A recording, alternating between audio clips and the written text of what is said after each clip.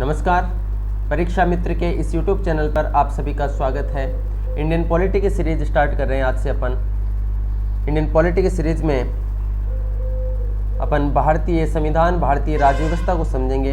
देखिए, सबसे पहले तो अपन ये समझते हैं कि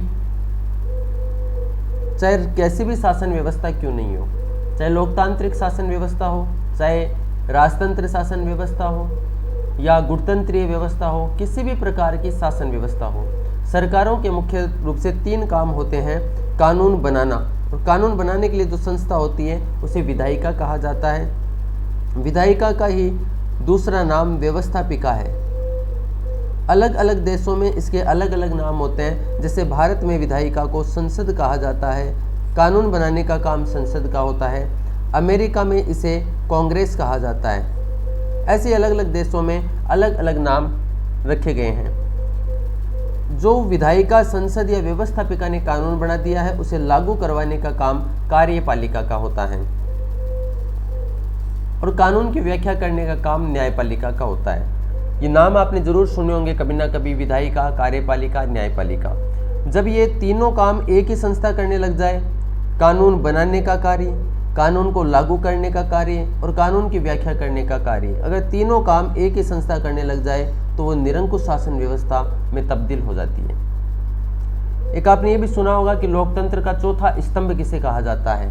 मीडिया को लोकतंत्र का चौथा स्तंभ कहा जाता है। तो ध्यान रखिए, फिर ये 3 स्तंभ कौन से हैं? तो यही 3 स्तंभ हैं, विधायिका, कार्यपालिका और न्यायपालिका। ये 3 स्तंभ हैं। चौथा स्तंभ मीडिया को कहा जाता है। और आजकल समाचार पत्रों में ये भी कहा जाने लगा है कि मीडिया से भी बड़ा एक और मीडिया है जिसे सोशल मीडिया कहा जाता है, जिसमें फेसबुक, व्हाट्सएप, ट्विटर, ये सब सोशल मीडिया की पार्ट है। ये 5वां स्तंभ है लोकतंत्र का। ठीक है, तो आगे कह रहा है कि राजतंत्र में इन तीनों शासन की शक्तियों का केंद्रीकरण हो जाता है। इसलिए शासक की प्रवृत्ति कैसी हो जाती है? निरंकुश हो जाती है, क्योंकि कानून भी एक ही संस्था बना रही है, कानून की व्याख्या भी एक ही संस्था कर रही है और कानून को लागू भी एक ही संस्था कर रही है। राजतंत्र में इन तीनों शासन की शक्तियों का केंद्रीकरण ही निरंकुश प्रवृत्ति का बना देता है। फ्रांसीसी विचारक था मॉन्टेस्क्यू। इसने शक्ति पृथक्करण का सिद्धांत दिया था। एक्चुअल में मॉन्टेस्क्यू फ्रांस का विचारक है, फ्रांस का व्यक्ति है। ये फ्रांस में इस समय निरंकुश शासन व्यवस्था है। निरंकुश शासन की सही मायने में जो डेफिनेशन होती है वो यही होती है कि कार्यपालिका, विधायिका और न्यायपालिका तीनों की शक्तियां एक ही व्यक्ति में केंद्रित हो जाए तो निरंकुश हो जाता है। ये व्यक्ति जो मॉन्टेस्क्यू है, ये ब्रिटेन आता है घूमने के लिए और वो देखता है कि ब्रिटेन में बड़ा ही शांतिपूर्ण तरीके से कार्य हो रहा है। तो वो पाता है कि यहाँ पर शांतिपूर्ण तरीके से कार्य इसलिए हो रहा है कि यहाँ पे कानून बनाने के लिए संसद है, यहाँ पे कानून को लागू करने के लिए कार्यपालिका है, जिसमें यहाँ के सम्राट, यहाँ की प्रधानमंत्री, मंत्री परिषद, ये लोग हैं जो कि कानून को लागू करवा रहे हैं। और यहाँ पर न्यायालय के रूप में लोक सभा भी है। उसमें लोक सभा हुआ करती थी, बाद में तो उसे अलग कर दिया गया था। तो न्यायालय के रूप में कार्य करने के लिए लोक सभा भी है। ऐसा जब मॉन्टेस्क्यू पाता है, हालांकि मॉन्टेस्क्यू ने जो शक्ति पृथक्करण का सिद्धांत दिया है वो पूर्ण रूप से यहाँ ब्रिटेन में लागू नहीं था, क्योंकि ब्रिटेन में संसदात्मक प्रणाली को अपनाया गया है और संसदात्मक प्रणाली में विधायिका और कार्यपालिका में समन्वय पाया जाता है। पूर्ण रूप से शक्ति पृथक्करण कहाँ पर अपनाया गया है? अगर ये प्रश्न अपने पास में आता है तो यूएसए में अपनाया गया है। जैसे अपने भारत में भी संसदात्मक व्यवस्था है, तो आप देखते हैं कि जो कार्यपालिका है, इन जो मंत्री होते हैं, मंत्री वही बन सकता है जो कि विधायिका यानी संसद का सदस्य होता है। ऐसा आपने पढ़ा होगा, नहीं पढ़ा तो आपको व्यवहारिक ज्ञान होगा, नहीं है तो आज आप पता कर लीजिए कि ध्यान कर लीजिए ये कि कार्यपालिका में जो है, जो मंत्री होते हैं, मंत्री वही बन पाता है अपने जो कि संसद का सदस्य हो। यदि कोई संसद का सदस्य नहीं है तो उसे 6 महीने में सदस्यता लेनी पड़ेगी। यानी अपन ऐसा बोल सकते हैं कि विधायिका में और कार्यपालिका में समन्वय पाया जाता है संसदात्मक व्यवस्था में। अध्यक्षात्मक व्यवस्था जैसे अमेरिका में विधायिका का यदि कोई सदस्य है, वहाँ की पर विधायिका को कांग्रेस कहा जाता है अमेरिका में। यदि कांग्रेस का कोई सदस्य है तो वो कार्यपालिका में शामिल नहीं होगा। ठीक है, राष्ट्रपति वही बनेगा जो विधायिका का सदस्य नहीं है, मंत्री वही बन सकता है जो विधायिका का सदस्य नहीं है। तो लोकतांत्रिक देशों में क्या होता है, विधायिका, कार्यपालिका, न्यायपालिका यहाँ भी होती है। ये तीनों अपना अपना काम कर रही होती है लोकतांत्रिक व्यवस्था में। जैसे भारत के संदर्भ में अपन बात करें विधायिका के रूप में संसद है। कार्यपालिका दो प्रकार की होती है, एक स्थायी कार्यपालिका है, एक अस्थायी कार्यपालिका है। अस्थायी कार्यपालिका वो है जो पहले अपन देखते हैं, देखो कार्यपालिका में शामिल कौन होता है। स्थायी कार्यपालिका में तो आईएएस जैसे अधिकारी आ गए, यानी नौकरशाही। ये एक बार यदि एग्ज़ाम लगती है आईएएस की, अगर आपने परीक्षा उत्तीर्ण की है और आपने क्वालिफाई करके आप एग्ज़ाम को फाइट करके और आपने पद प्राप्त किया है अपनी योग्यता से, तो आप जब तक रिटायर्ड नहीं होगे, जो भी एज है रिटायरमेंट की 60 साल मान लीजिए, 60 साल तक आप आईएएस हैं, आपका कार्य है कानून को लागू करवाना, यानी आप कार्यपालिका का पार्ट है। और कैसा पार्ट है? स्थायी पार्ट है। अस्थायी में कौन आएंगे? जो अपन जानते हैं, जो नेताओं का भी काम क्या होता है, अपने जो एमएलए साहब हैं, एमपी हैं, इनका काम क्या होता है? कानूनों को लागू करवाना, ये तो काम होता है इनका। तो एमएलए और एमपी, या यूँ कहिए कि जो मंत्रिपरिषद है जो कुछ ही समय के लिए आई है, ये अस्थायी कार्यपालिका है। जैसे कोई एमएलए एमपी भी आया है तो वो कितने साल के लिए है? 5 साल के लिए है। तो मंत्रिपरिषद अस्थायी कार्यपालिका है और आईएएस जैसे अधिकारी हैं, ये स्थायी कार्यपालिका में शामिल होते हैं। न्यायपालिका जो कि कानूनों की व्याख्या करती है, ये सुप्रीम कोर्ट, हाई कोर्ट के रूप में अपन देख सकते हैं। और अच्छे समझना हो तो अपन एक एग्जाम्पल ले लेते हैं और आसानी से आपको समझ में आ जाएगा। हाल ही में आप देखेंगे कि आधार कार्ड को अनिवार्य करने के लिए एक कानून बनाया गया, निजता का अधिकार। आधार कार्ड को अनिवार्य बनाने के लिए कानून बनाया गया, किसके द्वारा? संसद के द्वारा। भारतीय संसद ने कानून बनाया आधार कार्ड को लेकर के। अब इसको लागू करवाने की जिम्मेदारी किसकी होगी? कार्यपालिका की। आप नोट कर लीजिए कार्यपालिका में कौन कौन शामिल होते हैं, अपन जब पढ़ेंगे तब भी ये टॉपिक आएगा। राष्ट्रपति, उपराष्ट्रपति, प्रधानमंत्री, मंत्रिपरिषद, यानी जो भी कानूनों को लागू करवाने वाले लोग हैं वो सभी कार्यपालिका में शामिल हैं। आप महान्यायवादी को ले सकते हैं। ये तो अपन मोटे तौर पर पढ़ेंगे, लेकिन आप देखेंगे कानून को लागू करवाने की जिम्मेदारी इलेक्शन कमीशन की भी होती है। कानून को लागू करवाने की जिम्मेदारी फाइनेंस कमीशन की भी होती है। कानूनों को लागू करवाने की जो जिम्मेदारी है वो यूपीएससी की भी होती है। तो जो भी कानूनों को लागू करवाने का काम कर रहे हैं, जिला कलेक्टर ले लीजिए, डिस्ट्रिक्ट ऑफिसर, डीएम साहब, डिस्ट्रिक्ट मजिस्ट्रेट, आप कोई भी पद ले लीजिए, इनका कार्य कानूनों को लागू करवाना ही होता है। लेकिन ये कैसे हैं? ये स्थायी कार्यपालिका में शामिल होते हैं। अब निजता, इसको कानून बना दिया गया। अब एक व्यक्ति गया न्यायालय में, क्योंकि कानून तो बना दिया, लेकिन कानून की व्याख्या कौन करेगा? न्यायालय। ये करंट में भी चर्चा में है, पुट्टू रामास्वामी केस, पुट्टू रामास्वामी वाद। पुट्टू रामास्वामी जी कोर्ट में गए और ये कहा कि आधार कार्ड को यदि हर जगह अनिवार्य किया जाएगा तो मेरा अधिकार राइट टू प्राइवेसी का हनन नहीं है। तो राइट टू प्राइवेसी का हनन है। तो ये व्यक्ति न्यायालय में गया, न्यायालय ने व्याख्या की और ये कहा कि बिल्कुल ऐसा कोई कानून नहीं बना सकती है विधायिका जिसे निजता के अधिकार का हनन हो, क्योंकि निजता का अधिकार एक प्राकृतिक अधिकार है जो अनुच्छेद 21 में शामिल है। ऐसा निर्णय दिया। किसने दिया? सुप्रीम कोर्ट ने। तो आप समझ चुके हैं कानून बनाया किसने था? संसद ने बनाया था। लागू कौन करवाएगा? कार्यपालिका करवाएगी। लेकिन व्याख्या किसने की? इस तरीके से व्याख्या करती है न्यायपालिका। ठीक है, फिर अपन आगे चलते हैं। भारत में दोहरी विधायिका है, दोहरी कार्यपालिका है, लेकिन न्यायपालिका एकल है। क्या मतलब हुआ? दोहरी विधायिका, दोहरी विधायिका का क्या मतलब होता है? आप जानते हैं कि एक तो केंद्र सरकार है जो कानून बनाती है और अपने यहाँ पर राज्य सरकारें भी कानून बनाती है। ये दोहरी विधायिका। केंद्र में भी विधायिका है, राज्य में भी विधायिका है। केंद्र की विधायिका को अपन संसद कहते हैं जो कानून बनाने वाली संस्था है, और राज्य की जो विधायिका है इसको अपन बोलते हैं राज्य मंत्रिमंडल। क्लियर? राज्य विधानमंडल, इसे अपन कहते हैं राज्य विधानमंडल। अपन गलती से राज्य विधानसभा बोल देते हैं। राज्य विधानमंडल के पार्ट है, जैसे संसद का पार्ट है लोकसभा, राज्यसभा, और एक राष्ट्रपति होता है प्रेसिडेंट। ऐसे ही विधानमंडल जो राज्य में होते हैं इसके भी 3 अंग होते हैं। विधानसभा, दूसरा है विधान परिषद जो कि सभी राज्यों में नहीं है, विधान परिषद, और तीसरा जो है ये अंग होता है राज्यपाल। पढ़ेंगे आगे भी अपन, ठीक है, अभी आप थोड़ा थोड़ा समझते रहिए। राज्यपाल, ठीक है, विधानसभा, विधान परिषद और राज्यपाल। तो कैसी कार्यपालिका है? दोहरी विधायिका है। कार्यपालिका दोहरी है, इसका क्या मतलब है? दोहरी कार्यपालिका का मतलब है एक तो राष्ट्रपति के रूप में कार्यपालिका है जो कि कार्यपालिका का प्रमुख होता है। जो संसदीय व्यवस्थाओं में 2 प्रकार की कार्यपालिका होती है, तो राष्ट्रपति, और दूसरा वास्तविक कार्यपालिका प्रमुख कौन होता है? तो वास्तविक कार्यपालिका प्रमुख होता है प्राइम मिनिस्टर, प्रधानमंत्री। ऐसे ही आप राज्य में देखेंगे, राज्य में जो संवैधानिक प्रमुख है ये तो होता है राज्यपाल। राज्यपाल संवैधानिक प्रमुख होता है, और वास्तविक कार्यपालिका शक्ति है वो मुख्यमंत्री में होती है। तो राज्य में जो जैसे मुख्यमंत्री है, ऐसे केंद्र में कार्यपालिका में कौन है? Prime minister. जैसे राज्य में राज्यपाल है या जैसे केंद्र में राष्ट्रपति है, वैसे राज्य में कौन है? राज्यपाल है।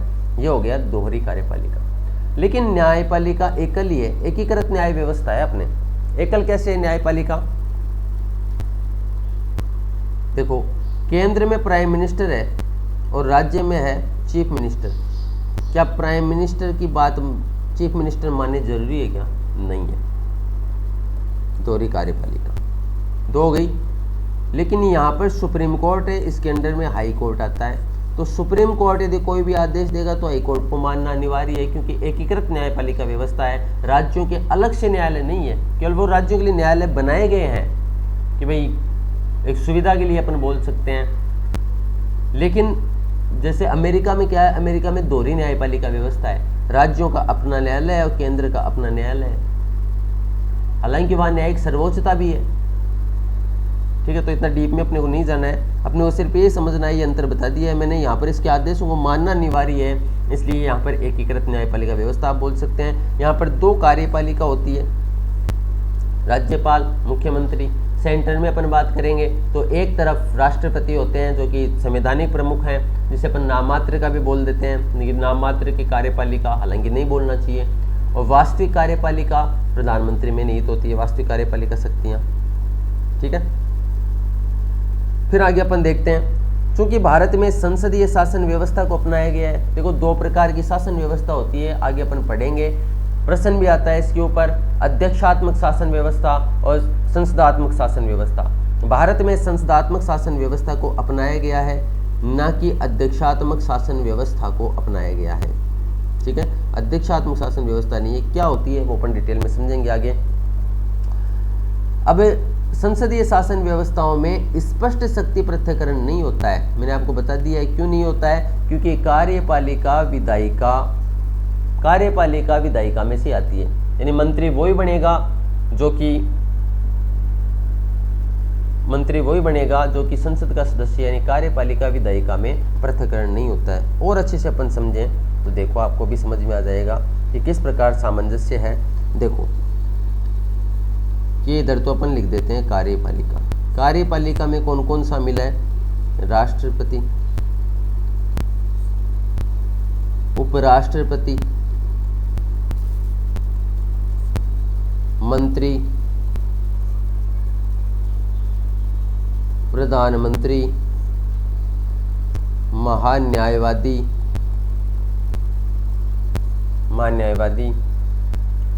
ठीक है। एक बार इनको ले लेते हैं अपन। इधर आओ, विधायिका। जो विधायिका में कैसे शामिल है? राष्ट्रपति भले ही कार्यपालिका में शामिल है, लेकिन आप देखेंगे विधायिका मतलब संसद के 3 अंग होते हैं। कौन कौन से? लोकसभा, राज्यसभा और तीसरा कौन है? प्रेसिडेंट। बनाए विधायिका का अंग। उपराष्ट्रपति भले ही राज्यसभा का सदस्य नहीं है, लेकिन राज्यसभा का पदेन सभापति है। और जब पदेन सभापति है मतलब अध्यक्ष हो गया राज्यसभा का, राज्यसभा की कार्यवाहियों का संचालन उपराष्ट्रपति करेगा। अब जब उपराष्ट्रपति कार्यवाही संचालन करेगा तो ये कार्यवाही को प्रभावित कर सकता है, नहीं कर सकता है, तो विधायिका का ये भी अंग है। मंत्री पर आओ। मंत्री तो वही बन सकता है जो कि संसद का सदस्य हो। मंत्री बनने के लिए आवश्यक है कि वो संसद का सदस्य होना चाहिए। हालांकि ऐसे व्यक्ति को भी मंत्री बनाया जा सकता है जो कि संसद का सदस्य नहीं है, लेकिन आवश्यक होगा कि ये 6 महीने में सदस्यता ग्रहण करे। प्रधानमंत्री के लिए भी सेम ही कंडीशन है कि संसद का सदस्य होना चाहिए, चाहे लोकसभा का हो चाहे राज्यसभा का हो, किसी भी सदन का हो सकता है, लेकिन संसद का सदस्य होना चाहिए और 6 महीने में से सदस्यता यदि नहीं है तो फिर 6 महीने में सदस्यता लेनी पड़ेगी। जैसे हाल ही में आपने देखा है कि ममता बनर्जी चुनाव हार गई, मुख्यमंत्री के लिए भी ये कंडीशन है, लेकिन मुख्यमंत्री अपने राज्य की विधायिका जो है, राज्य विधानमंडल है, उसका सदस्य होना चाहिए। पश्चिम बंगाल से चुनाव हार गई नंदीग्राम से ममता बनर्जी, लेकिन ममता बनर्जी मुख्यमंत्री बन गई क्योंकि कंडीशन तो यह है कि मुख्यमंत्री बनने के लिए राज्य विधानमंडल का सदस्य होना चाहिए, लेकिन यदि सदस्य नहीं है तो वह 6 महीने में सदस्यता लेनी पड़ेगी, तो 6 महीने में सदस्यता ले लेगी। फिर बात करें अपन महान्यायवादी की। महान्यायवादी विधायिका का सदस्य तो नहीं होता है, सर्वोच्च कानूनी अधिकारी होता है। आगे पढ़ेंगे महान्यायवादी पद को। महान्यायवादी को अटॉर्नी जनरल शब्द यूज में लिया जाता है, इसके लिए अटॉर्नी जनरल। महान्यायवादी संसद की कार्यवाही में भाग ले सकता है, लोकसभा में भी राज्यसभा में भी कार्यवाही में भाग ले सकता है, बोल भी सकता है ये, लेकिन मत नहीं देगा क्योंकि सदस्य नहीं है तो वोटिंग का अधिकार नहीं है, लेकिन ये बोल सकता है।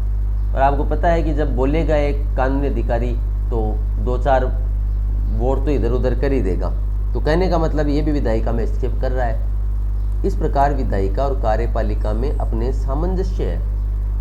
क्योंकि भारत क्यों है सामंजस्य? क्योंकि ये संसदात्मक प्रणालियों की विशेषता होती है।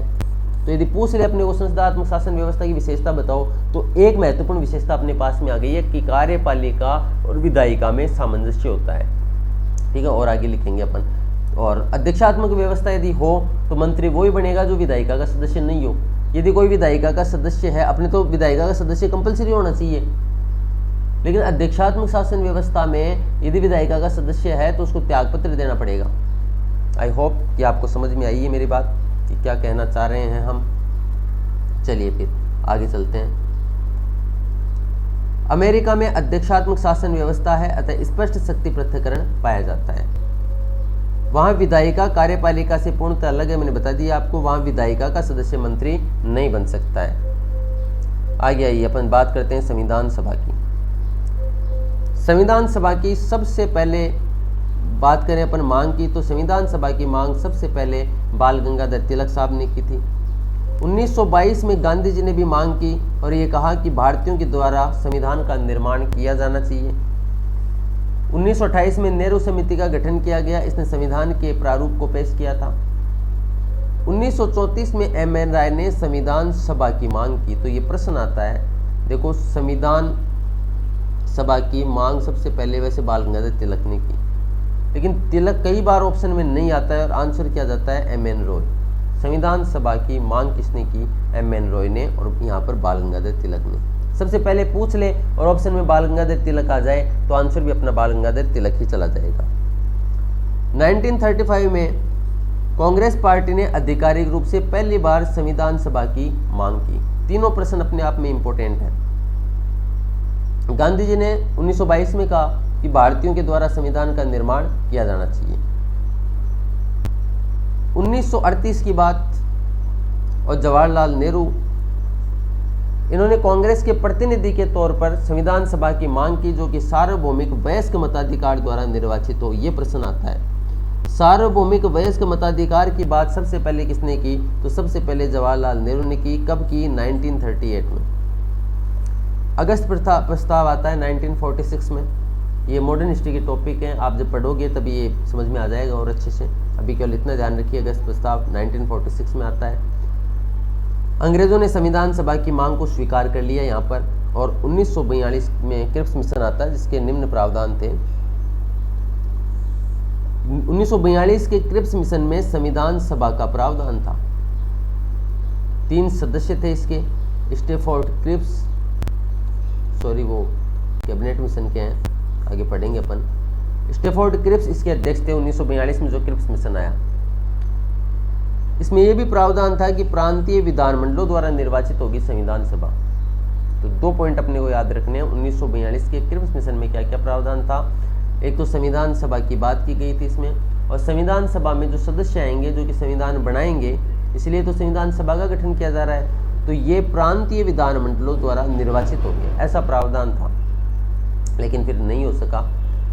1946 में कैबिनेट मिशन आता है, और कैबिनेट मिशन की सिफारिश के आधार पर संविधान सभा का गठन किया गया। नोट कर लेना, इसको इम्पोर्टेंट बात है, प्रश्न भी आता है कि भारतीय संविधान सभा का जो गठन किया गया था वो किसकी सिफारिश पर किया गया था, तो ध्यान रखने की बात है, कैबिनेट मिशन की सिफारिश के आधार पर संविधान सभा का गठन किया गया। जुलाई अगस्त 1946 में संविधान सभा का चुनाव हुआ, संविधान मंडल का अप्रत्यक्ष निर्वाचन हुआ था, यानी संविधान सभा का गठन हुआ 1946 के कैबिनेट मिशन की सिफारिश के आधार पर। चुनाव हो गए 11 अगस्त 1946 को। चुनाव किस तरीके से हुए, तो देखो प्रत्यक्ष रूप से भी हुए और अप्रत्यक्ष रूप से भी हुए, तो आंशिक प्रत्यक्ष और आंशिक अप्रत्यक्ष दोनों तरीके से हुए थे। निर्वाचन मंडल में कौन थे, तो प्रांतीय विधानमंडलों के निम्न सदन के सदस्य थे। जो प्रांतीय विधानमंडल थे वहां पे भी 2 सदन थे, तो जो निम्न सदन था उसके सदस्यों द्वारा ये निर्वाचित किए गए थे। निर्वाचन पद्धति आनुपातिक प्रतिनिधित्व पद्धति और एकल संक्रमणीय मत प्रणाली थी। कुल सदस्यों की बात करते हैं अपन। इस संविधान सभा में 389 कुल सदस्य थे। तो देखो उस समय भारत जो था एक तो ब्रिटिश भारत में बटा हुआ था और एक देशी रियासतें थी अपनी, जैसे राजस्थान में 19 देशी रियासतें थी, भारत में इस समय 562 देशी रियासतें थी। ब्रिटिश भारत के 2 भाग थे, एक तो प्रांत और एक थे जिनको कमिश्नरी प्रांत बोलते हैं। रियासतों से 93 सदस्य आए और ये मनोनीत किए गए थे, यहाँ पर चुनाव नहीं हुए थे, ध्यान रखना है। राजा महाराजाओं ने मनोनीत कर लिया कि भाई संविधान सभा में आप चले जाओ हमारी ओर से। ब्रिटिश भारत में यहाँ पे चुनाव हुए थे, प्रांतों में और उच्चायुक्तों में। ब्रिटिश भारत से 296, देखो कुल सदस्य कितने थे संविधान सभा में, 389। 389 में से 296 चुन करके आए, निर्वाचित होकर के आए ब्रिटिश भारत से, और 93 सदस्य जो थे ये थे मनोनीत थे, कहाँ से, देशी रियासतों से। हो गए 389। इन 296 में प्रांतों से 292 सदस्य थे और 4 कमिश्नरी प्रांतों से आए थे। 4 कमिश्नरी प्रांत कौन कौन से थे, दिल्ली, अजमेर मेरवाड़ा, कुर्ग, बलूचिस्तान। राजस्थान में ये एकमात्र कमिश्नरी प्रांत था अजमेर मेरवाड़ा। 19 देशी रियासतें थी और एक ये अजमेर मेरवाड़ा। केंद्र शासित प्रदेश बोल सकते हो आप, कमिश्नरी प्रांत बोल सकते हो, उच्चायुक्त प्रांत बोल सकते हैं। डायरेक्ट ये जैसे आज केंद्र शासित प्रदेश केंद्र सरकार के अंडर में होते हैं, तो डायरेक्ट ये जो प्रदेश हुआ करते थे ये अंग्रेजों के अधीन ही हुआ करते थे।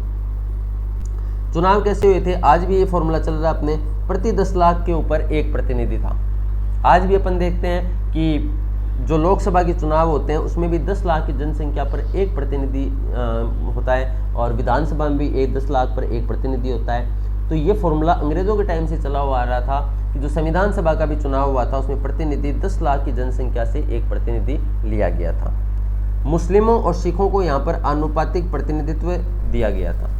एक और प्रश्न आपका यहाँ तैयार हो सकता है कि आनुपातिक प्रतिनिधित्व क्यों दिया जाता है, क्योंकि अल्पसंख्यकों का हित करता है। ये अल्पसंख्यकों को भी प्रतिनिधित्व दिलाने वाली पद्धति है आनुपातिक प्रतिनिधित्व पद्धति। कभी डिटेल में पढ़ेंगे या यहाँ पर आपको मेरा एक वीडियो मिलेगा, अगर आप जानना चाहते हैं, आपके सिलेबस का पार्ट है, तो निर्वाचन की पद्धतियों नाम से एक टॉपिक बनाया हुआ है, मिलेगा आपको, वीडियो है, तो वो आप देख सकते हैं। वहाँ से आप समझ जाएंगे कि किस तरीके से अल्पसंख्यकों को प्रतिनिधित्व मिलता है। आनुपातिक प्रतिनिधित्व पद्धति का दूसरा नाम हेयर पद्धति है। थॉमस हेयर इसका जनक था, तो इसका नाम भी हेयर पद्धति रखा गया है।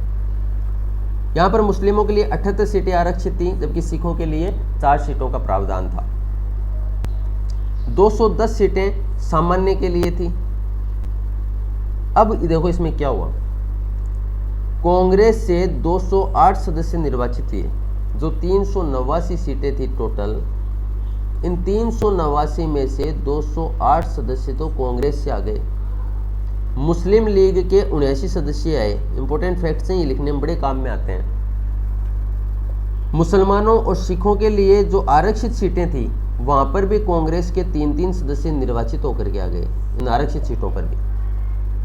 एक और इम्पोर्टेंट फैक्ट और इनके नाम भी आप देख लेना नेट से। संविधान सभा में 15 महिला सदस्य थी। आजकल इनका नाम पूछा जाने लगा है, इनके बारे में डिटेल पूछी जाने लगी है, तो बहुत ही इम्पोर्टेंट है। और यदि आप किसी स्टेट के एग्जाम दे रहे हैं तो उस स्टेट से कौन सी महिलाएं थी उनके बारे में जानना बहुत ही ज़रूरी है।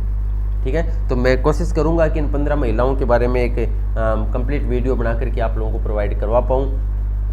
लेकिन आपके राज्य से जो भी महिलाएं निर्वाचित हुई थी, संविधान सभा में थी, वो 15 सदस्यों में से, तो वो तो बहुत ही इंपॉर्टेंट है। प्रश्न आते हैं आजकल। गांधी जी और मोहम्मद अली जिन्ना ने संविधान सभा में भाग नहीं लिया था, ये संविधान सभा के सदस्य नहीं थे। तो कई बार अपन कंफ्यूज हो जाते हैं। मोहम्मद अली जिन्ना के बारे में भी क्या संविधान सभा के सदस्य थे, और महात्मा गांधी के बारे में भी तो ध्यान रखना है कि संविधान सभा के सदस्य नहीं थे।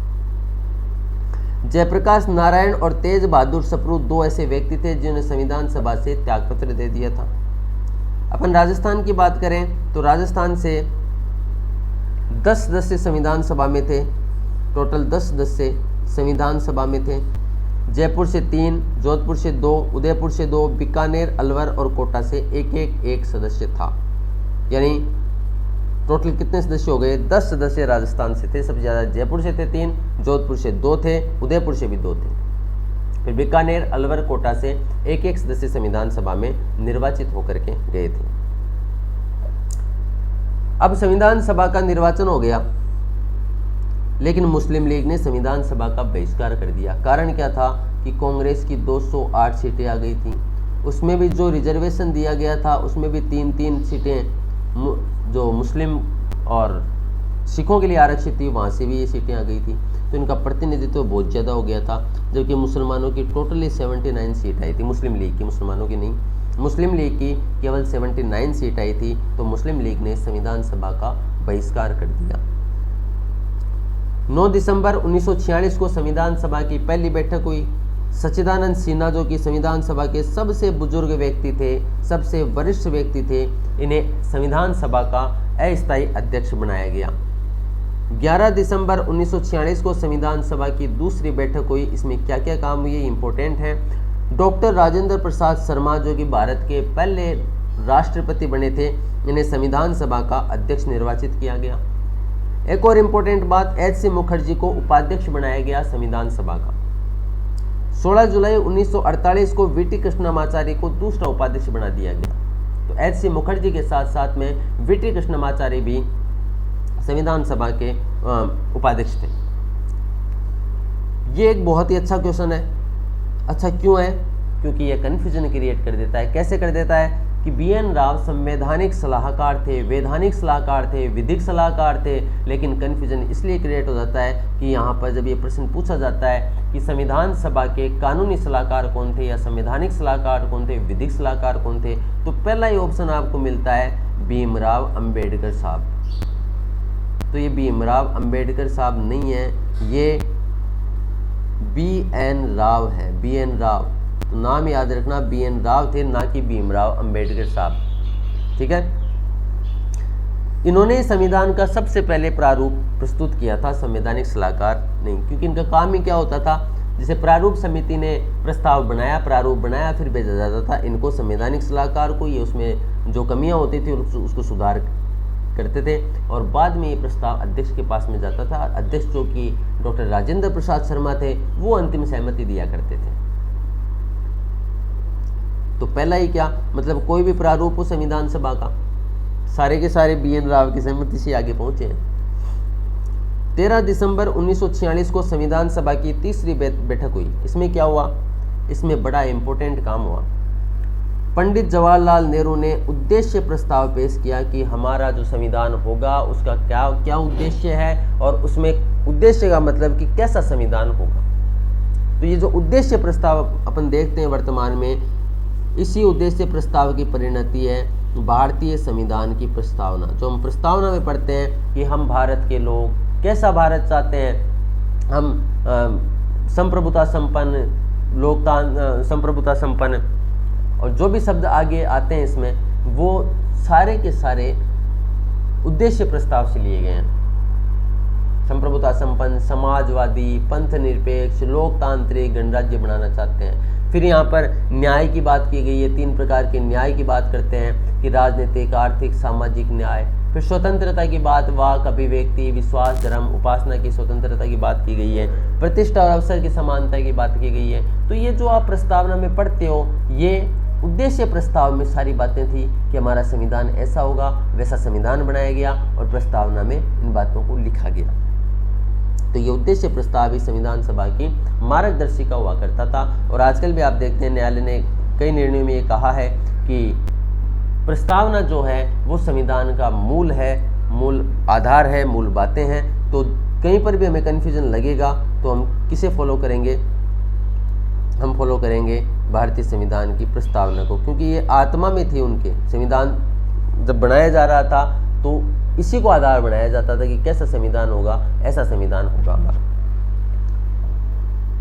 तो इसमें संविधान की मुख्य विशेषताओं का उल्लेख किया गया है। ये संविधान का दर्शन है, उद्देश्य प्रस्ताव के मुख्य बिंदु। इसको 3 स्टार लगा लेना, इस पर प्रश्न आता है। क्या क्या पॉइंट थे उद्देश्य प्रस्ताव में? तो देखो, स्वतंत्र संप्रभु भारतीय गणराज्य के लिए संविधान बनाना, ये अपन ने वर्तमान प्रस्तावना में अपन पढ़ते हैं। स्वतंत्र भारतीय संघ में निम्न क्षेत्रों को शामिल किया जाएगा: ब्रिटिश भारत के क्षेत्र, भारतीय राज्यों के क्षेत्र और अन्य भारतीय क्षेत्र। अगला प्रोविजन है, ऐसे क्षेत्र राज्य जो स्वेच्छा से भारतीय संघ में शामिल होना चाहते हैं उन्हें भी भारतीय संघ में मिला लेंगे। भारतीय संघ में राज्यों को स्वायत्तता दी जाए तो अवशिष्ट शक्तियां राज्यों के पास होगी, इसे नहीं माना गया। ये उद्देश्य प्रस्ताव में था कि अवशिष्ट शक्तियां राज्यों के पास होंगी, लेकिन अवशिष्ट शक्तियां किसके पास में है? केंद्र के पास में। आप यदि अभी अवशिष्ट शक्तियां नहीं समझते हैं कि क्या होती है तो अपन अनुसूचियां पढ़ेंगे, उसमें 7वीं अनुसूची पढ़ेंगे, वहाँ पे मैं आपको डिटेल में समझाऊंगा इसके बारे में। तो अभी केवल आप ये समझिए कि अवशिष्ट शक्तियां राज्य के पास में किए जाने की बात की गई थी उद्देश्य प्रस्ताव में, लेकिन वर्तमान में राज्य के पास में नहीं है, ये किसके पास में है? केंद्र के पास में है। तो ये प्रोविजन नहीं लागू किया गया। संप्रभुता और समस्त शासन की समस्त शक्तियां जनता में निहित होंगी। तो ये प्रश्न आता है कि भारतीय संविधान में या भारत में संप्रभु कौन है? तो ध्यान रखना, भारत में संप्रभु जनता है, नरेंद्र मोदी नहीं है, संसद नहीं है। संप्रभुता किसमें निहित है? जनता में। क्योंकि प्रस्तावना की पहली लाइन ही है, हम भारत के लोग, भारत को संप्रभु, यानी संविधान हमने बनाया है, लागू हम करवाएंगे।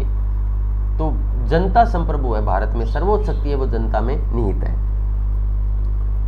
अल्पसंख्यकों, जनजातीय क्षेत्र व पिछड़े क्षेत्रों, सामाजिक रूप से वंचित व पिछड़े वर्गों के हितों के संरक्षण के लिए विशेष प्रावधान किए जाएंगे और ये किए गए हैं। अपन पूरे संविधान में बहुत जगहों पर ये पढ़ते हैं कि अल्पसंख्यकों के लिए क्या किया गया है, जनजातीय क्षेत्र के लिए कहाँ कहाँ प्रावधान है, सामाजिक रूप से वंचित और पिछड़े वर्गों के हितों के लिए कहाँ कहाँ प्रावधान है। और इन पर प्रश्न भी आता है, RS जैसी एग्जाम में, IAS जैसे एग्जाम मेंस में पूछा जाता है कि कहाँ कहाँ प्रोविजंस हैं। नागरिक को सामाजिक, आर्थिक, राजनीतिक न्याय, इन तीनों की बात की गई है। 3 ही न्याय की बात की गई है, चौथा कोई न्याय की बात नहीं है इस प्रस्तावना में। प्रतिष्ठा और अवसर की समानता की बात ये भी प्रस्तावना में है। विधि के समक्ष समानता का विचार ये प्रस्तावना में नहीं है, ये अनुच्छेद 14 में है। इसके अलावा अभिव्यक्ति, विश्वास, धर्म, उपासना की स्वतंत्रता, ये सब प्रस्तावना में है। और इसके अलावा एक और पॉइंट है, यहाँ पर 4 ही स्वतंत्रताओं की बात की गई है, अभिव्यक्ति, विश्वास, धर्म, उपासना, उसमें 5 है। कौन सी नहीं है यहाँ पर? वाक। संघ, व्यवसाय या कार्य की स्वतंत्रता, इसका वर्णन अनुच्छेद 19 में किया गया है, ना कि प्रस्तावना में। ये इसलिए बता रहा हूँ कि एक प्रश्न आता है कि कौन से ऐसे पॉइंट हैं जो उद्देश्य प्रस्ताव में थे और वर्तमान में प्रस्तावना में हैं, या वो पूछ लेता है नहीं है। तो ये ध्यान रखना कि कौन सा कहाँ पर है, कौन सा प्रस्तावना में नहीं है। विश्व शांति और मानव कल्याण को प्रोत्साहन देने की बात की गई थी, ये भी प्रस्तावना में नहीं है, इसका वर्णन अनुच्छेद 51 में है। स्वतंत्र भारत में जल, थल व नभ में पूर्ण स्वतंत्रता की बात की गई, यानी हम संप्रभु हैं। तो ये भी प्रस्तावना में, यानी संप्रभु वर्ड है, लेकिन ये जो पॉइंट्स हैं इनका उल्लेख कहीं भी नहीं है, ना केवल यहाँ मतलब जल, थल, नभ, बल्कि पूरे संविधान में कहीं पर भी ऐसे लैंग्वेज में नहीं लिखा गया है कि स्वतंत्र भारत में जल, थल व नभ में पूर्ण स्वतंत्रता है। लेकिन हाँ, इसी को संप्रभुता बोलते हैं और ये संप्रभुता भारत में निहित है। भारत एक संप्रभु राष्ट्र है। 22 जून 1947 को संविधान सभा ने उद्देश्य प्रस्ताव को पारित कर दिया। ये प्रमुख समितियां हैं संविधान सभा की, कौन कौन सी? संघीय संविधान समिति, इसके अध्यक्ष थे जवाहरलाल नेहरू। संघीय शक्ति समिति जवाहरलाल नेहरू। प्रांतीय संविधान समिति के वल्लभ भाई पटेल।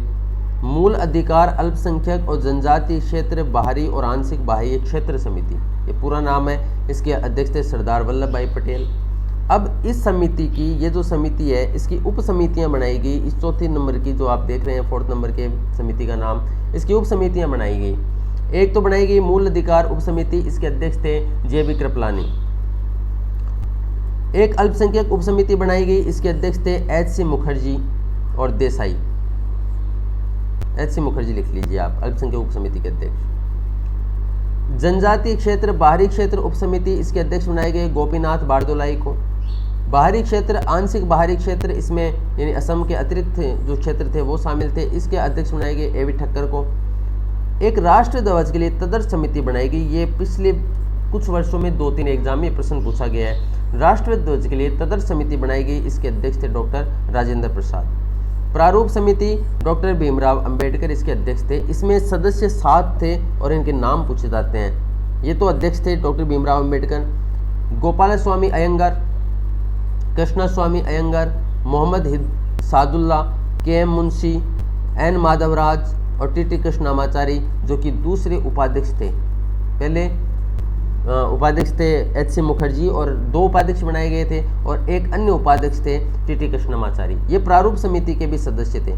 तो 6 तो ये और एक डॉक्टर भीमराव अंबेडकर खुद अध्यक्ष, यानी 6+1 तो सदस्य पूछे जाते हैं। तो 7 सदस्यीय थे प्रारूप समिति, इसमें 1 अध्यक्ष थे और 6 अन्य सदस्य थे। ये प्रश्न यहाँ से बनता है। Indian state committee Jawaharlal Nehru. प्रारूप समिति ने संविधान का अंतिम प्रारूप तैयार किया था तथा इसे संविधान सभा के समक्ष पेश किया था, क्योंकि सारे ही प्रारूप पेश करने की बात ही, नाम ही प्रारूप समिति है, तो एक ही क्यों, अंतिम ही क्यों, पहला ही क्यों, सारे प्रारूप यही पेश करेगी। संविधान सभा ने 3 पठन में यानी 3 चरणों में संविधान को पारित किया था। 3 चरण, कोई डेट नहीं पूछता है इनकी, बस आपको के लिए ध्यान रखना है कि 3 चरणों में जो संविधान अपना बना था, ये 3 चरणों में बन करके तैयार हुआ। 26 नवंबर 1949 को संविधान सभा ने संविधान को अंतिम रूप से पारित कर दिया। इसी दिन संविधान को अंगीकृत, अधिनियमित और आत्म अर्पित किया गया। इसी दिन 284 सदस्यों ने संविधान पर हस्ताक्षर किए थे। ये प्रश्न पूछा जाता है कितने सदस्यों के हस्ताक्षर थे?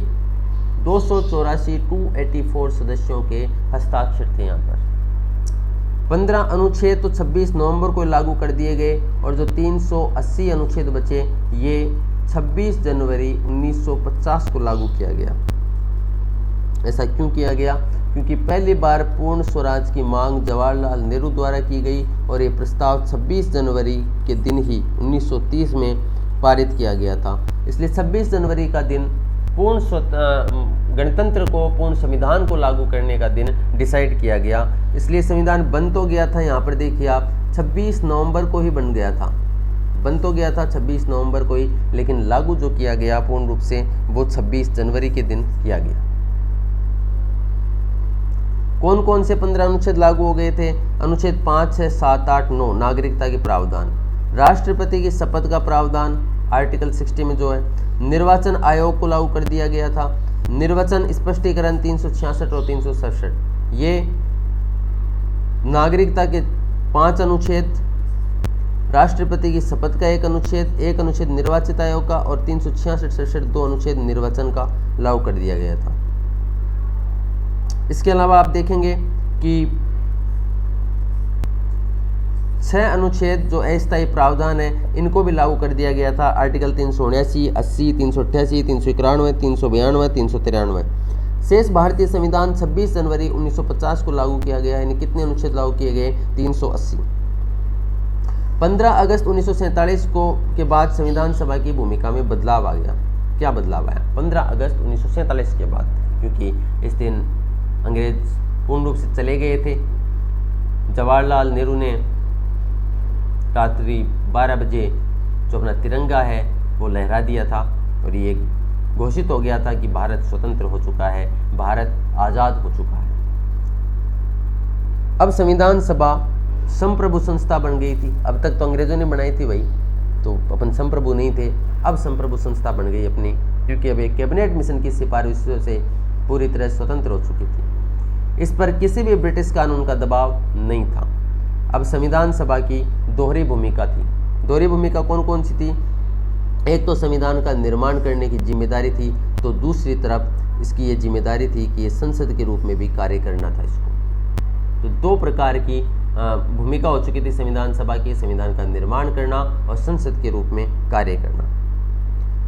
जब ये संविधान सभा के रूप में कार्य करती थी संविधान सभा, तब तो इसके अध्यक्ष बन जाते थे डॉक्टर राजेंद्र प्रसाद शर्मा, और जब संसद के रूप में कार्य करती थी तो गणेश वासुदेव मावलंकर, जीवी मावलंकर इसके अध्यक्ष हुआ करते थे, और यही पहले लोकसभा अध्यक्ष भी बने भारत में।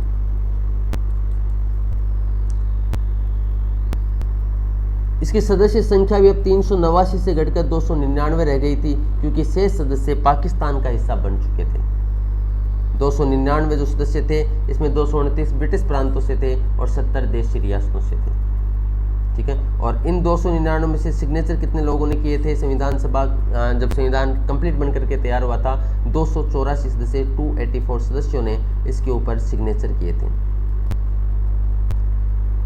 ये मेंस का प्रश्न अपन बाद में देखेंगे, क्या भारत को राष्ट्रमंडल का सदस्य रहना चाहिए। अगर ये चर्चा में रहता है, जब भी राष्ट्रमंडल सम्मेलन होते हैं तब ये प्रश्न पूछा जाता है आरएस मेंस जैसी एग्जाम में।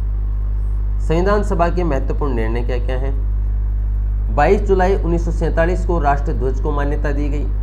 मई 1949 में राष्ट्रमंडल की सदस्यता एक्सेप्ट कर ली गई। 24 जनवरी 1950 को राष्ट्रगान को मान्यता दी गई, राष्ट्रगीत को मान्यता दी गई, और डॉक्टर राजेंद्र प्रसाद को भारत का पहला राष्ट्रपति निर्वाचित किया गया। कब? 24 जनवरी 1950। शपथ कब ली? शपथ ली 26 जनवरी 1950 को। इस दिन शपथ ली इन्होंने। इसी दिन संविधान सभा की अंतिम बैठक थी, तो इसी समय संविधान सभा ने स्वयं को भंग किया। कब थी अंतिम बैठक? 24 जनवरी 1950 को संविधान सभा की अंतिम बैठक थी। लेकिन इसके बाद भी ये संसद के रूप में कार्य करती रही 1952 तक, जब तक कि नई संसद का गठन नहीं हो गया। फिर आप सभी जानते हैं कि पहली बार निर्वाचन जो हुए थे भारत में वो 1952 में करवाए गए। तो ये प्रश्न भी आता है कि लोकसभा के पहली बार निर्वाचन कब हुआ? 1952 में। राज्यों में विधानसभाएं जो थी इनका भी निर्वाचन करवाया गया। कब हुआ? 1952 में। अपन बात करते हैं संविधान सभा की आलोचनाएं। क्या क्या आलोचना हो सकती है संविधान सभा की? पहली बात, पहली आलोचना है संविधान सभा का प्रत्यक्ष निर्वाचन नहीं हुआ। पहली आलोचना, प्रत्यक्ष निर्वाचन नहीं हुआ। इनका निर्वाचन प्रांतीय विधानमंडल के निम्न सदन के सदस्यों द्वारा किया गया था, इसलिए संविधान सभा सही मायने में जनता की प्रतिनिधि नहीं थी, यानी अप्रत्यक्ष निर्वाचन हुआ। और जो रियासतों के प्रतिनिधि थे ये मनोनीत थे, इनका तो अप्रत्यक्ष निर्वाचन भी नहीं हुआ, ये तो मनोनीत थे। इनका अप्रत्यक्ष तो हुआ ना कम से कम, इनका तो अप्रत्यक्ष भी नहीं हुआ रियासतों वालों का। तो फिर अपन तर्क देंगे उपयुक्त आलोचना उचित नहीं है। क्यों उचित नहीं है? क्योंकि उस समय की परिस्थितियां ऐसी थी कि संविधान सभा का प्रत्यक्ष असंभव था, वोट देना जानती नहीं थी जनता। देश में राजनीतिक अस्थिरता का माहौल था उस समय। एक पाकिस्तान, भारत, सांप्रदायिक दंगे, अंग्रेजों को भगाना, कई मुद्दों पर एक साथ लड़ा जा रहा था। तो वहाँ पर इलेक्शन और करवाना तो बहुत बड़ा संकट था। राष्ट्रीय आंदोलन अपने चरम पर था, सांप्रदायिक दंगे हो रहे थे, चुनाव संपन्न कराने के लिए पर्याप्त मशीनरी नहीं थी, समय का अभाव था, जनता में अशिक्षा थी और राजनीतिक जागरूकता का भी अभाव था। ये कारण थे जिस कारण प्रत्यक्ष निर्वाचन करवाना संभव नहीं था। रियासतों के प्रतिनिधियों का मनोनयन किया गया, क्योंकि एक तो वहां पर अप्रत्यक्ष चुनाव करवाने के लिए आधार ही नहीं था। भाई अप्रत्यक्ष निर्वाचन कब होगा? जब प्रतिनिधि होंगे। प्रांतीय विधानसभा, प्रांतीय जो स्तर थे उनमें कम से कम प्रतिनिधि तो थे, वहां पे निम्न सदन तो था, कानून बनाने वाला तो प्रतिनिधि थे, यहाँ पे प्रतिनिधि थे ही नहीं, तो आधार ही नहीं था। संविधान सभा की दूसरी आलोचना यह है कि एक संप्रभु संस्था नहीं थी। कैसे? क्योंकि इसका जो गठन था वो कैबिनेट मिशन की सिफारिश के आधार पर हुआ था। कैबिनेट मिशन की सिफारिश यानी कि कैबिनेट मिशन किसने बनाया था? अंग्रेजों ने बनाया था। तो संप्रभुता कहाँ रही? लेकिन ये आलोचना भी उचित नहीं है। क्यों नहीं है? क्योंकि संविधान सभा पूरी तरह से संप्रभु बन गई थी। अपने ऊपर देखा है 15 अगस्त 1947 को संविधान सभा पूर्ण रूप से संप्रभु बन गई थी। 2 काम हो गए थे, उसके कानून भी आप अपन खुद ही बना रहे थे और संविधान सभा का भी कार्य अपन ही कर रहे थे, संविधान निर्माण का। और 15 अगस्त 1947 को कैबिनेट मिशन की अनुशंसाओं से मुक्त हो चुकी थी। इसमें प्रस्ताव भी पारित किया गया था कि अपने सभी निर्णय पूर्ण स्वतंत्रता से लेगी। कुछ आलोचकों का मानना है कि संविधान निर्माताओं ने संविधान को पूरा करने में समय ज़्यादा लिया, अधिक समय लगा दिया। 2 वर्ष 11 महीने 18 दिन का समय बहुत बड़ा होता है, जबकि अमेरिकी संविधान को केवल 4 महीने में पूरा कर लिया था। लेकिन ये भी आलोचना तार्किक नहीं है। क्यों नहीं है? भारत और अमेरिका की परिस्थितियां भिन्न थी। भारत एक बहुसांस्कृतिक, बहुभाषाई, बहुधार्मिक देश था। हमारा सामाजिक ढांचा अत्यधिक जटिल है। हमारे यहाँ पर अनेक जनजातियां हैं, उनके बारे में भी सोचना था। वंचित वर्ग थे, उनके बारे में भी सोचना था। यानी अल्पसंख्यक और वंचित वर्गों के लिए विशेष प्रावधान करने थे। अमेरिका का सामाजिक ढांचा जटिल था तथा नई भारत जैसी विविधताएं थी। हालांकि अमेरिका में भी रेड इंडियंस और अफ्रीकी मूल के लोग थे, लेकिन उनके हितों के लिए संविधान में कोई उपाय नहीं किया गया। और यही कारण था कि 1970 के आसपास आप देखेंगे कि मार्टिन लूथर किंग सेकंड के नेतृत्व में आंदोलन होते हैं। और इतना ही नहीं, आप अभी भी ट्रंप के टाइम पर भी देखेंगे कि वहाँ पर अपने अधिकारों के लिए जो व्हाइट हाउस है वहाँ तक पहुँच गए थे ये श्वेत लोग। आज भी उनको वहाँ पे अधिकार नहीं है, आज भी वो वंचित हैं। भारतीय लोगों ने अपने लोगों के लिए संविधान बना रहे थे और ये अंग्रेज थे। अमेरिकी जो लोग हैं, ये ब्रिटिश उपनिवेश के लोग हैं, ये ब्रिटिश लोग हैं, ये अपने लिए संविधान बना रहे थे। और भारत के लोग भारतीयों के लिए बना रहे थे। मतलब भारतीय लोग सबके बारे में उन्होंने सोचा, वंचित वर्गों के बारे में भी सोचा। और यूएसए के जो लोग थे, ब्रिटेन के लोग थे मूल रूप से, तो जो वहाँ के मूल निवासी हैं अश्वेत, उनके बारे में तो इन्होंने आज तक नहीं सोचा। अमेरिकी संविधान बहुत संक्षिप्त है। 7 ही अनुच्छेद अमेरिकी संविधान में। भारतीय संविधान की आप बात करें तो 395 अनुच्छेद है, बहुत ज़्यादा विस्तृत है। विश्व का सबसे ज़्यादा बड़ा विस्तृत संविधान है। भारत के संविधान में प्रत्येक बात को विस्तार से लिखा गया है। अमेरिकी संविधान केवल परिसंघ का संविधान है। वहाँ के राज्यों के संविधान अलग हैं जो कालांतर में बनाए गए। परिसंघ का संविधान आप सिंपल भाषा में यूँ लिख सकते हैं कि भारतीय संविधान यूनियन ऑफ स्टेट है, अमेरिकी संविधान समझौते का परिणाम है, फेडरल ऑफ स्टेट है। उपरोक्त कारणों से हमारे संविधान निर्माताओं ने संविधान को पूरा करने में ज़्यादा समय लिया। कुछ आलोचकों का मानना है कि संविधान सभा में कांग्रेस पार्टी का प्रभुत्व था, इसलिए संविधान में कांग्रेस की विचारधारा को ज़्यादा महत्व दिया गया। लेकिन यह आलोचना भी सही नहीं है। क्यों नहीं है सही? देखो, संविधान सभा में कांग्रेस के सदस्य ज़्यादा होने के बावजूद कांग्रेस ने संविधान सभा को अधिक प्रभावित करने की कोशिश नहीं की। अधिकांश जो निर्णय लिए गए वो सर्वसम्मति से लिए जाते थे। संविधान सभा का प्रारूप समिति ने तैयार किया था और प्रारूप समिति के जो अध्यक्ष थे अंबेडकर साहब, ये भी कांग्रेसी नहीं थे, ये भी कांग्रेस से नहीं आए थे। हालांकि निर्वाचित होकर के आए थे कहाँ से? पश्चिम बंगाल से। ये भी याद रखना, ये भी प्रश्न पूछा जाता है, पश्चिम बंगाल से निर्वाचित होकर के आए थे। प्रारूप समिति में केवल 2 कांग्रेस के सदस्य थे, के मुंशी और टीटी कृष्णमाचारी। इससे सिद्ध होता है कि संविधान के प्रारूप के निर्माण में कांग्रेस का प्रभुत्व नहीं था। यहाँ भी देखो, अपन एक चीज देखते हैं, एक और प्रश्न जो पूछा जाता है, प्रारूप समिति से संबंधित रह गया था उस टाइम पर।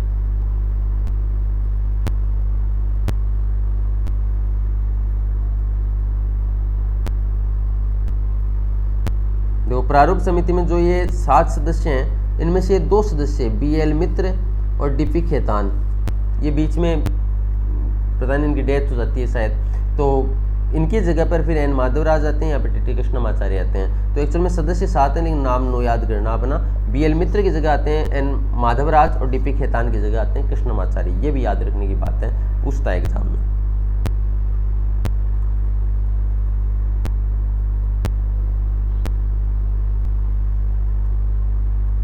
तो भारतीय संविधान में सभी विचारधाराओं को महत्व दिया गया है। यही कारण है कि भारतीय संविधान किसी एक विचारधारा की ओर आज भी झुका हुआ नहीं है। कुछ आलोचकों के अनुसार संविधान सभा में अधिकांश सदस्य हिंदू थे, इसलिए इस पर हिंदू विचारधारा का प्रभाव है।